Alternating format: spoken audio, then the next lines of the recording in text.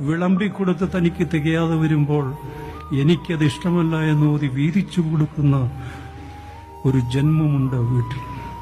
പരിഭവങ്ങളില്ലാതെ പവിത്രമായൊരു സ്നേഹം പറഞ്ഞു തന്ന ഒരു നനഞ്ഞ പൂവുണ്ട് വീട്ടിൽ.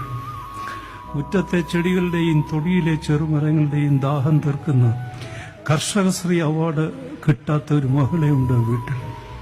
മക്കളും ഭർത്താവും വീടും ഉറങ്ങിയതിനു ശേഷം ഉറങ്ങി അലാറമടിക്കും മുമ്പേ ഉണരുന്നൊരു ശരീരമുണ്ട് വീട്ടിൽ. അടുക്കളയിലെ ചൂടും ചൂരും നുകർന്ന് സ്വയം ശുദ്ധമായി ശ്വസിക്കാൻ മറന്ന ഒരു മറവിക്കാരിയുണ്ട് വീട്ടിൽ.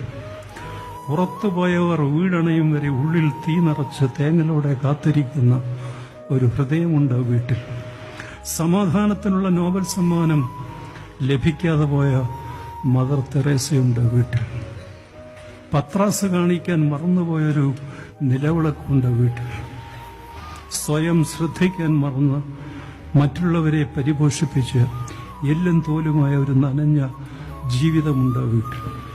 ഭംഗിയില്ലാത്തത് കൊണ്ടാവണം പ്രോഗ്രസ് കാർഡ് ഒപ്പുവയ്ക്കാൻ അപ്പ വന്നാ മതിയെന്ന് മക്കള് പറയുമ്പോൾ കണ്ണാടി നോക്കി സ്വയം കരയുന്നൊരു പാവമുണ്ട് വീട്ടിൽ. മകൻ യാത്ര പറഞ്ഞ് പടികളിറങ്ങുമ്പോൾ മറ്റൊരു പ്രസവവേദന അനുഭവിക്കുന്ന മാലാഖയുണ്ട് വീട്ടിൽ.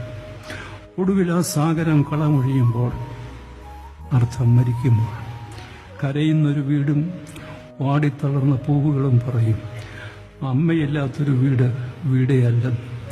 ദൈവം തമ്പുരാൻ നമ്മുടെ മാതാപിതാക്കൾക്ക് ദീർഘായുസ് നൽകി അനുഗ്രഹിക്കും.